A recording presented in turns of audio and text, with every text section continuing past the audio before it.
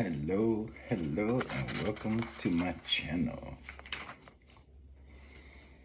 So, I got some things I want to share. Um, Let me see really quick where I'm going to share from. Monday. It's just really good energy. Did you guys notice? Like the very next day after the full moon,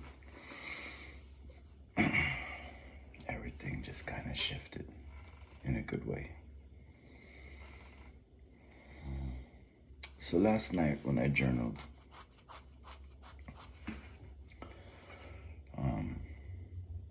I kept channeling. When I channel, it's a literal conversation with something. And I kept getting a lot of reflect a little, retreat, not in a negative sense, just retreat, and look for a deeper understanding and guidance. The message was really big, and I got this since last Tuesday. Don't let technology flood my mind. Don't let technology flood my mind. What I mean by that, it's not that people on technology are bad. It's not to blame anything. It's self-hypnosis. Plain and simple. When you study cognitive awareness and neuroscience, you learn how easy programmable the brain is. The reason why people learn better from flashcards. How subliminal messages could be something as small as a post-it on a light post as you're driving down the street. It doesn't have to be a big sign. Your peripheral picks up all the implantations in your mind, the seeds. Those seeds can be poison or they can be fruit. So, talking with Odin this week,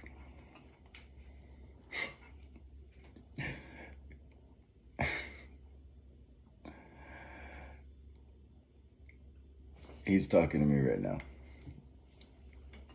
Anyways, where were we? Talking with Odin this week, he's like, you know what, just turn off technology for a while. Document, journal, take note of your feelings, your mind feelings. I like to call them mind feelings because feelings only really exist here.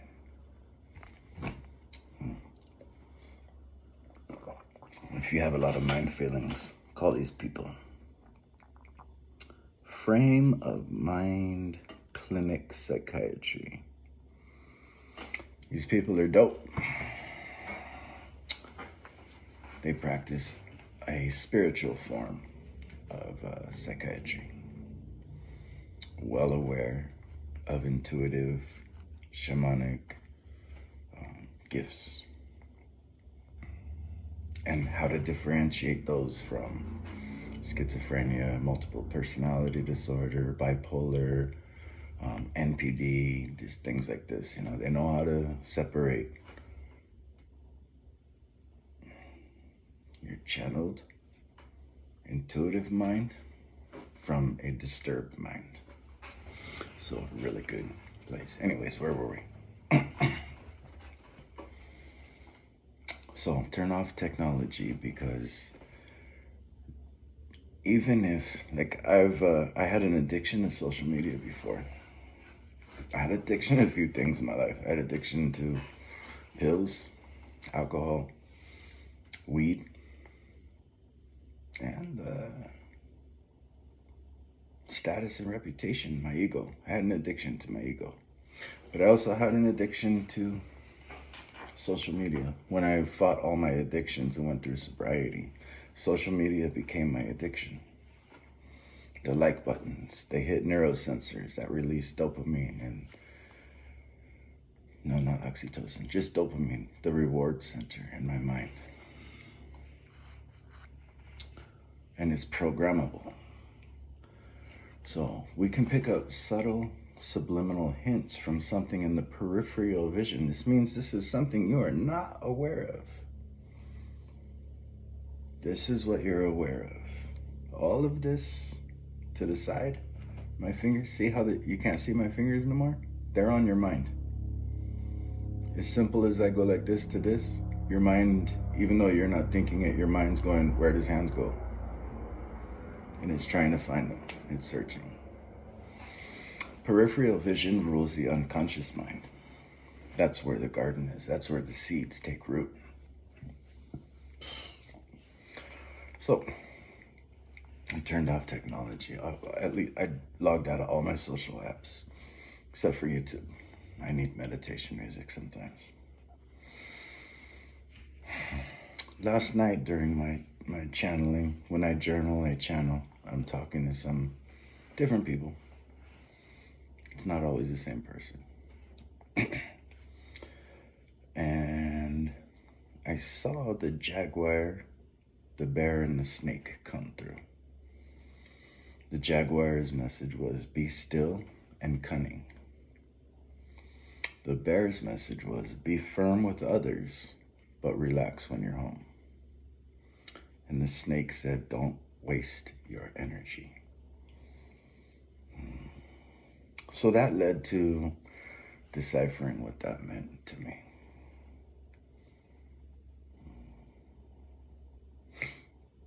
In some area of my life, I am being deceived by false ideas, trying to lead me away from my clear purpose. I should take time alone to meditate for deeper guidance. Any of you who know me in real life, you'll know if I'm called to go within, I'm going to drop everything and I'm going to go home and go within. We'll get into that in a little bit. Why? It's not a negative thing. I've learned how to talk to the universe. Whereas before, when I knew intuitively what I was picking up, without the knowledge of what's actually happening, is very chaotic, very uncontrolled, very unrational. You don't know. You're feeling things. Your feelings are creating ideas. Your thoughts are creating the feelings, and you just don't really know what's going on. You have to learn how to read the universe. This could be all kinds of things. To be honest with you, learning the language of the universe is an ever ongoing practice. It's always going to come up with new ways to talk to you. It's you. We'll get into that in a little bit. Okay, so take time alone to meditate for deeper guidance. So stay off social media and take a day to be in silence. It's important. In society, we're there's no enemy out there cracking a whip to force you or me or anyone to be in the constant loops. We choose this. But it's not healthy. Taking a day off to gather your thoughts, or taking a week off to unplug and set that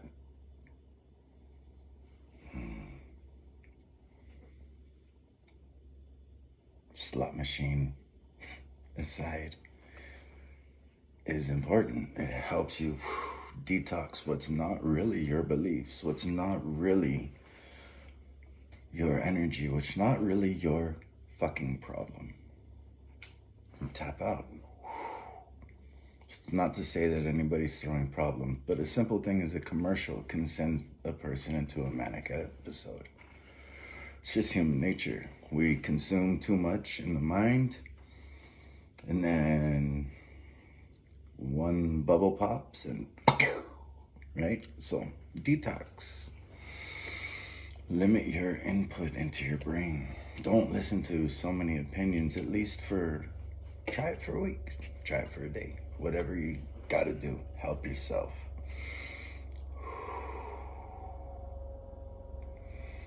which leads into the tarot reading of this morning. Seven of Pentacles. Hold for a moment, catch your breath, and reassess your plans. Queen of Pentacles. You are sensible and practical. You don't have time for eccentric plans at the moment or craziness. Do what is necessary. Stay down to earth and practical. Five of Swords reversed. The environment is no longer hostile. That was going on for a while. No, every reading, every planet, every moon, every energy said that there was hostile environments. Tap out. You saw that? Tap out? I don't want to go amongst hostile environments. I don't care. Ace of Cups. Explore your consciousness in connection to spirit. Inner attunement is required and replenishment.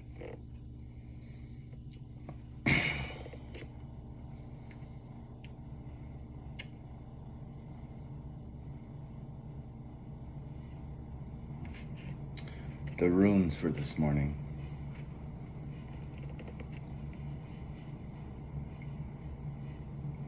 So Willow, a little Hello Kitty thing. They just come out. I don't have just runes in my bag. It's all kinds of things. The Hello Kitty with gifts or shopping bags in her arms. Dagas Raido. Plan ahead and be mindful of your ego. Take your time. The sun is in no rush. There's going to be gifts to travel. Pay attention to the mundane each day. Pay attention to the mundane each day. Maintain your chores. Take 10 minutes. 10 minutes a chore. It's not a big deal. They're really not that hard. But you need to have those 10 minutes a day per chore. I like 10 minutes of meditation a day in the morning. Then 10 minutes then I do my journal. But then after that, 10 minutes to clean up my coffee, my kitchen, see what I'm gonna have for breakfast, blah, blah, blah. 10 minutes. Pay attention to the mundane each day. Maintain your chores. A time for doing, not dreaming. Be present. You can only do what is now. Being present, right? It means to come out of the fantasy, hyper-inflated ideals that come from market media. We get unrealistic goals set in our mind because it looks good on TV, or in this case, in our generation, on meme. But being present means be here. Take the action to be here. The mundane things in life. The sun rises and sets. I want to give a spoiler alert, but we'll be there. We'll be there.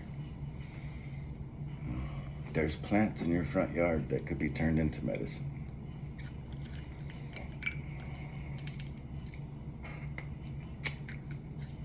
Your children, your parents, your siblings, your friends, your family, they love you. You guys may not always agree, but they love you. That's something to pay attention to.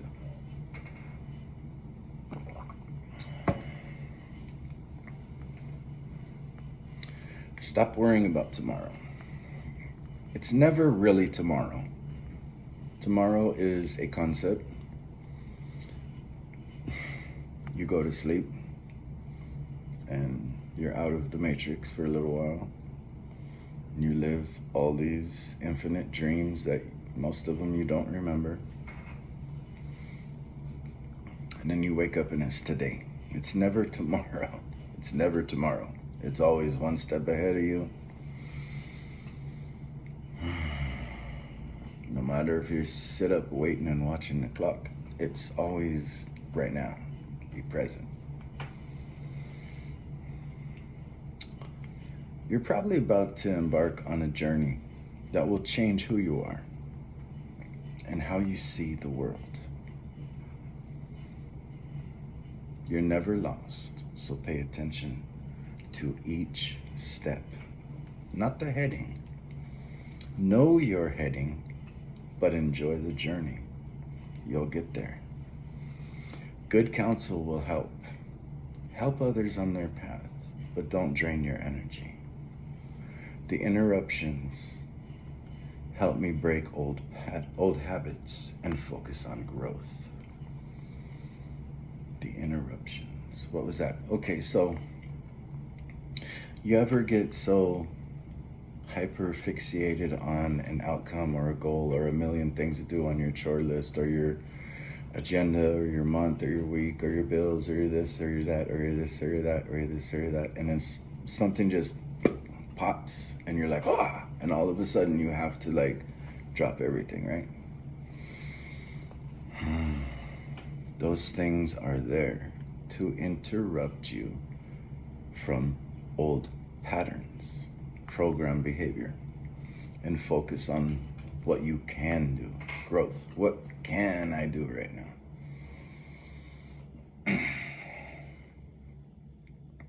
Be prepared and accept the gift of each present day, because soon you will be on a journey that changes you. Fehu, a gain of something for your work. Appreciate your home and food. Focus your mind on spiritual goals, and the universe will provide the rewards. So did you hear that?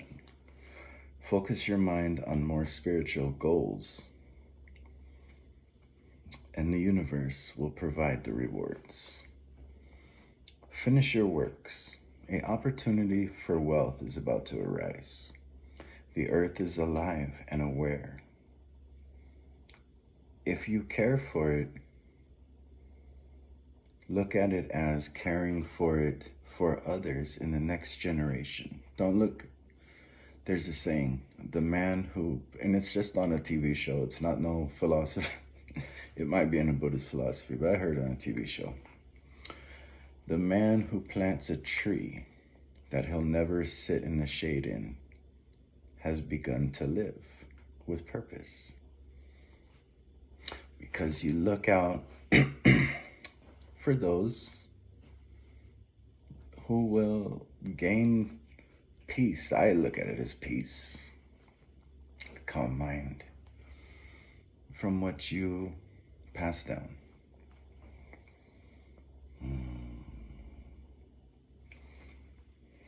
So these are some of, I helped a friend make a drum today and had a good talk. I spoke with some of my neighbors today. It was a good day. I'm glad I stayed home today. It reminded me I want to spend time with my family. I feel grateful for them.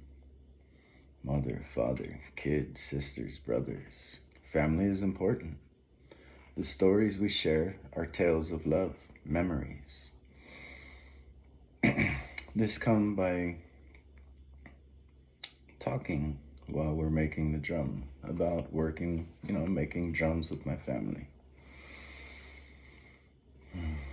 Memories, how the drums helped get my mind back in order, passing down stories of love to other people so that now they have the same tradition to pass the fire on, to pass the torch on. That's why I do it. We talk about making it in life and living to tell about it. We all get overwhelmed in life. There seems to be so much going on and so many things to get involved with. So much needed to survive. But these are all choices we make. They're choices. Commitments we tie ourselves to because the American ideology makes us believe this is so. But we are here for the simple things. Love our children. Do our best to be good to others. Sleep well at night. And appreciate the rise and set of each sun. Did you know there are 20 suns in the Mayan beliefs, 12 in theology, 13 in lost Celtic traditions? Did you know there's 13 moons in Mayan astrology, 29 lunar moons in Vedic astrology, 8 phases in the lunar cycles? Did you ever realize these things were here to help you learn to appreciate each day and night?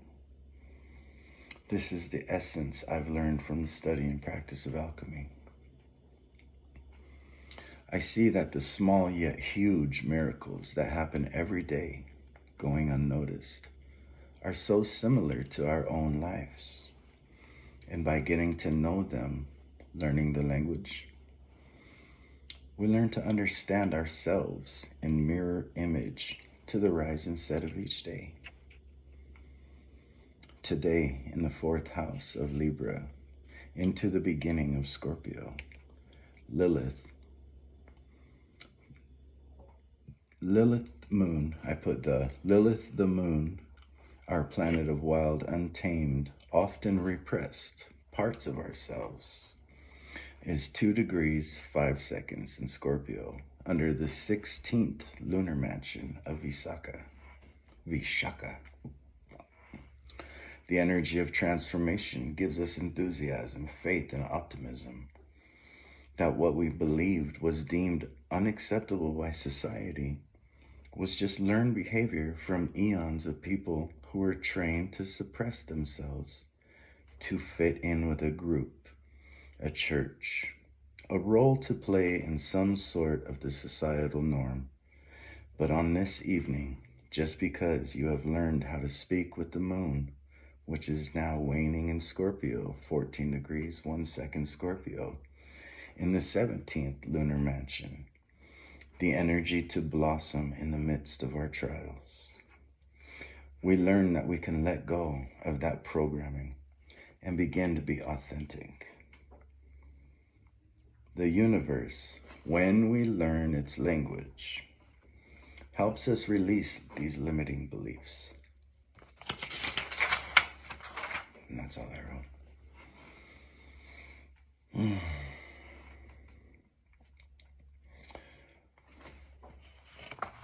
I thought I would share this with you guys because this is what I do when I tap out. I don't tap out to sit in a corner to be angry at anybody. I don't sit in a corner to do things that nobody's allowed to see. I talk with my universe. I talk with plants. I talk with my neighbors, with friends. I didn't get to talk to family today, which I wanted to, but some neighbors took more energy than others. But it's good to get to know the people around you. Be a part of life. Don't be running in the greyhound races, because the only people who get paid on the greyhounds are really the house. Every now and then, a gambler gets a chunk of change.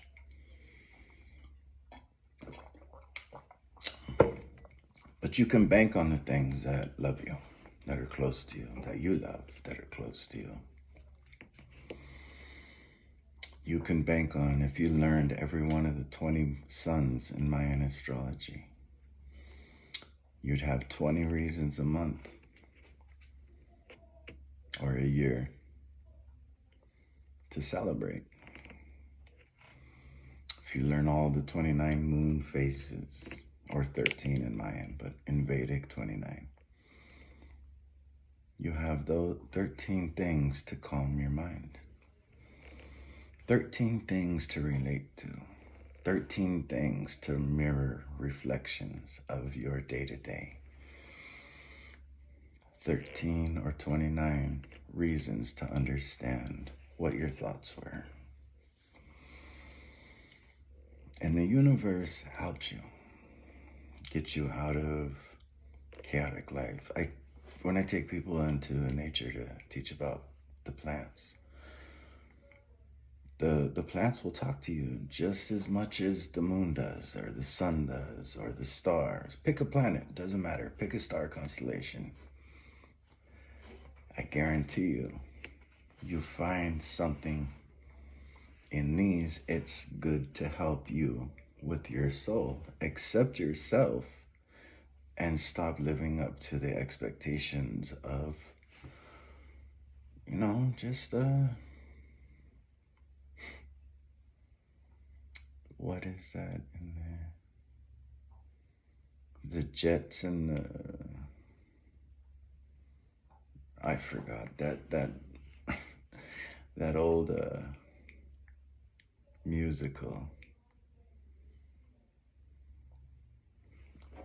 Let's go of the identity of a mass influenced ideology that keeps everyone running in a circle.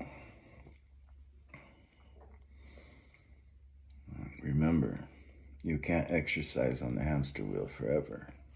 Pull back every now and then when you're called to.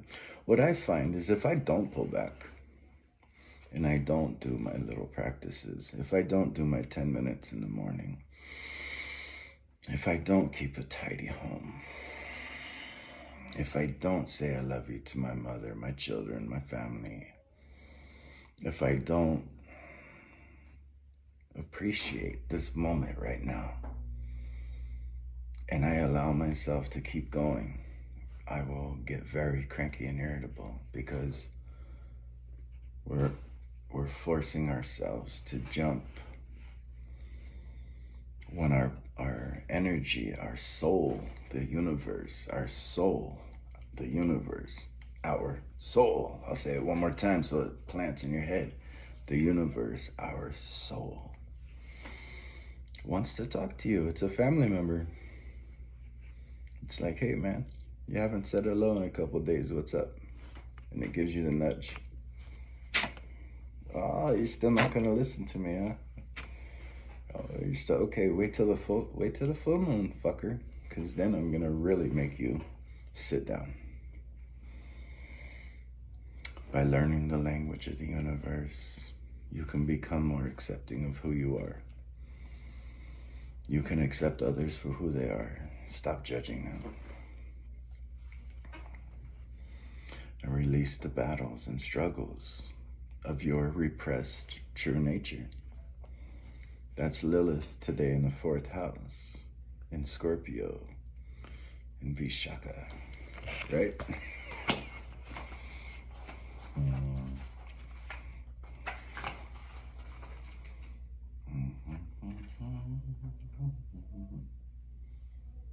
Yep. Lilith can be very liberating. Now, knowing that moon, Lilith, is a planet in the sky, is an energy of the universe rolling around in the roulette wheel of the sky to landing in that certain moment, you can metaphorically understand what this planet means, or what this philosophy of Judaism means, when in their Torah they speak of Lilith, the first mate of Adam, the first woman who could produce children from the many people of the tribe of Earth. She was suppressed because she was more dominating. I like to tell a funny little joke, because most religious people get it. Maybe Lilith had a tail because we did come from monkeys, and maybe she kept trying to stick it in Adam's bottle. So they didn't like her because she was dominant, more dominant to Adam than he would like to handle. So the gods cast her to a cave, and they assigned 2 watch guards there. And they gave Adam a more subservient, submissive Eve, who would do what he said, lay down and take the children. and reproduce. But Lilith still reproduced too. She fell in love with one of the guards, aliens, gods. And they had children. But the gods would come and kill their children because they were equal in mental power as the gods, and they couldn't have that. So, you understand that Lilith is suppressed true nature that doesn't fit into a society, right? So now you understand how religions are written.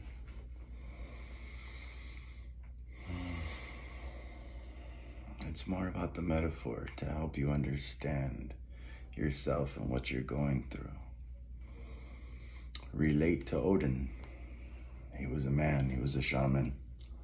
Tyr was the god at the time Odin walked the earth. Odin was very curious for the wonders of the world, mainly because he wanted to save his son, the son, Balder.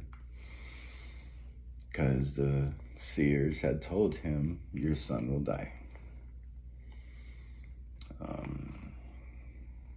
He learned so much wisdom and spiritual information that upon his death, Tyr rose him to the throne, king of the gods, right? And Tyr told Odin, I will place you in my seat and I will lead your armies wherever you want. Same story with Solomon, just a little different spins. If you get it, you get the little spins, the similarities. It means learn the universe. Slow down a little bit. It's not an overnight thing to pick up a box of tarot cards and learn them. And then, depending on your curiosity, there are so many thousands of ways to read a tarot. For psychology, for money, for this, for that, for love, for future, for predictions, for the stock market, for psychology, for sociology, to write stories, to write religions. Same thing with the runes. It all just goes one step at a time. So take your time. Allow yourself to connect to something to help you learn about your energies. It shouldn't matter to those who care about you when you take your time to recharge your cup. And if it does, maybe pass down the wisdom of what you're doing. So that, because like I was talking to a neighbor today, when we meet others in hostility or anger or hatred, what we're actually seeing is a part of ourselves we are not in tune with within. I know it sounds silly. We're used to blaming. But in reality, if the universe is your soul, everything in it is a part of you. So it only makes sense to go, okay. What am I doing that's creating this action? Because you do create the action. Your mind